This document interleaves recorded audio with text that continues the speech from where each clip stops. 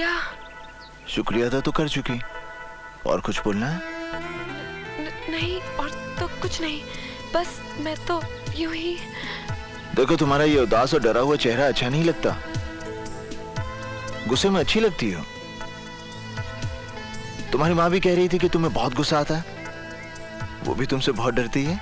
वो भी मतलब कोई और भी मुझसे डरता है?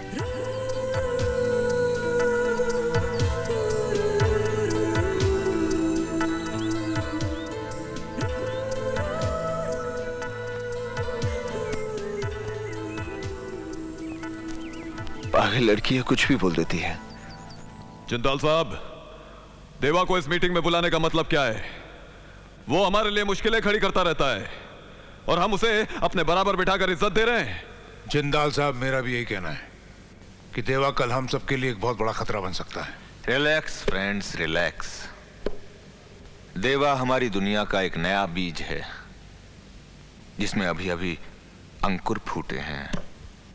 जवान है, जोशीला है, और सबसे खास बात यह है कि वो बहुत जल्द तरक्की करना चाहता है। मेरा तजुर्बा है, ऐसे तेज आदमी को अपने से दूर नहीं रखना चाहिए।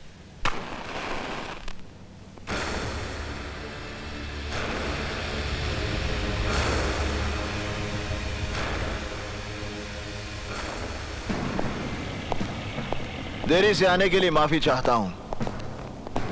वैसे मैं इस बात से हैरान हूं कि आप लोगों ने मुझे इस मीटिंग में क्यों बुलाया है।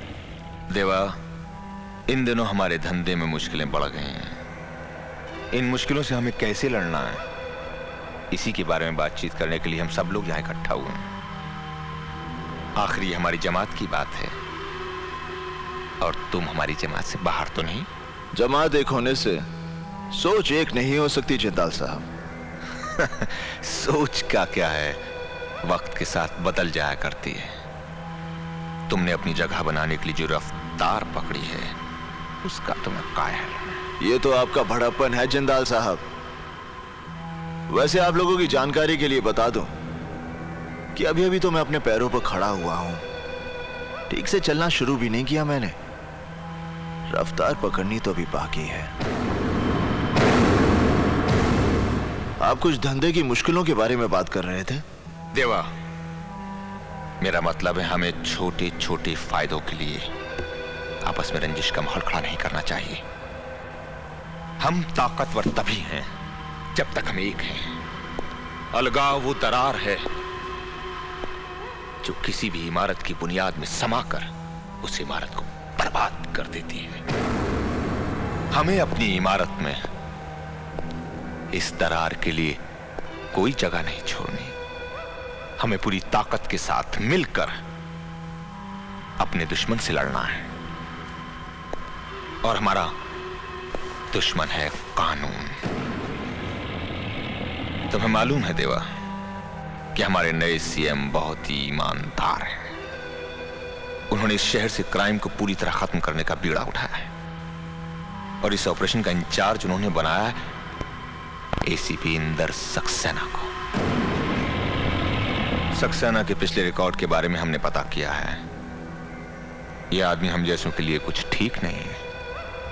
इससे पहले कि हमारे इर्द गिर्द कानून का दायरा कस दे, हमें उसे इस दुनिया से विदा कर देना चाहिए। नहीं जिंदाल साहब, सक्सेना को मारकर हम पूरे पुलिस डिपार्टमेंट को अपना दुश्मन नहीं बना सकते।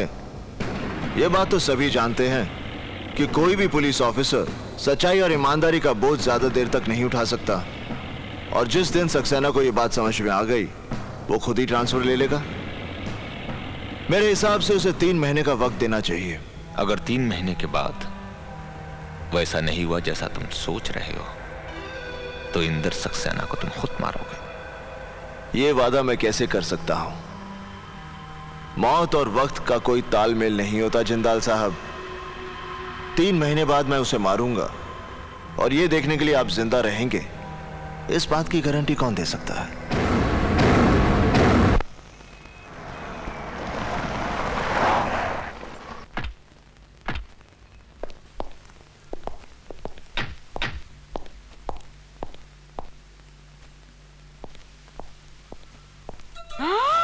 अरे बाप रे, अरे बाप रे, भागो भागो भागो भागो।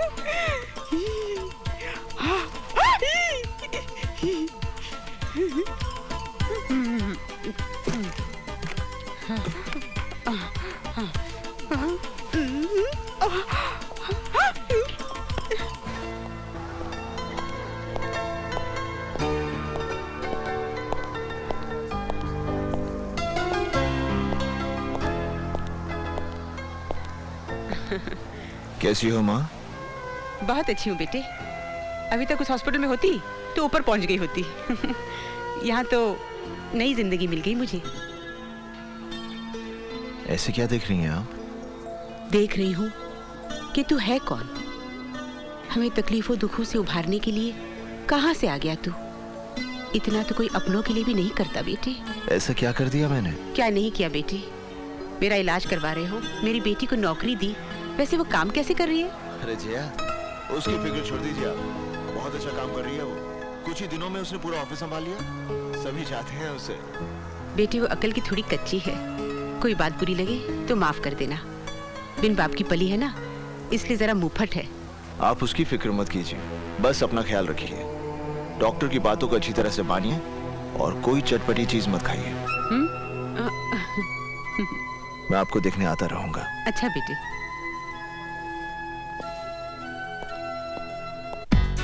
गुड्डी की शादी की बात सुनकर तू इतना परेशान क्यों हो गया? क्या बहन को सारी जिंदगी घर में बिठा के रखेंगे? सोच रहा हूं कितने लाड प्यार से पली है वो। उसकी जिद और खुशी के लिए हम कुछ भी करते थे, और अब वो एक नए घर में नए लोगों के बीच। गुड्डी किसी नए घर में नहीं जा रही है देवा। हमने उसके लिए जो लड़का चुना है वो भी उसे उतना ही जानता है जितना उसे हम जानते हैं। और फिर अगर उसने हमारी बहन को जरा सा भी परेशान किया ना, तो हम दोनों मिलकर उसकी टांग तोड़ सकते हैं। कौन है वो? एसीपी इंदर सक्सेना। देख देवा, घर के बाकी सब लोग मेरा इंटरव्यू ले चुके हैं और मुझे पास भी कर चुके हैं। वैसे अगर तू कहता है तो। इंदर!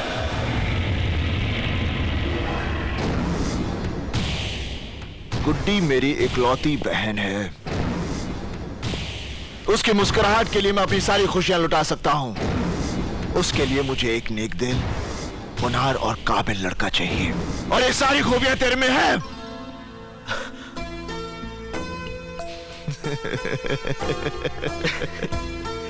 तेरा ये खुशी इजहार करने का तरीका भी अच्छा। मैं बहुत खुश हूं। बहुत खुश हूं मैं।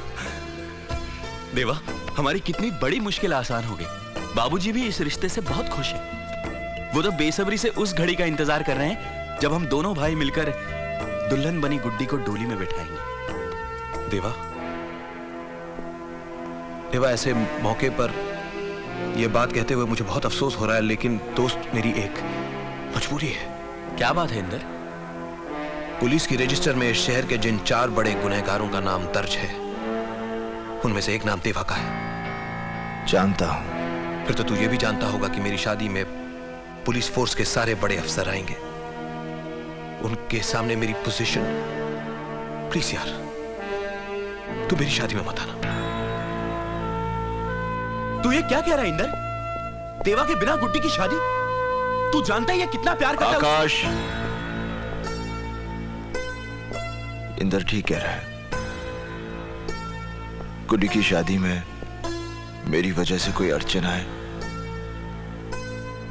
इंदर, मैं नहीं आऊंगा। नहीं आऊंगा।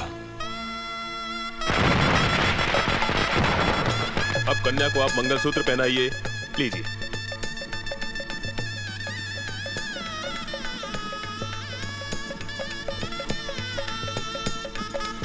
अब ये सिंदूर लगाइए।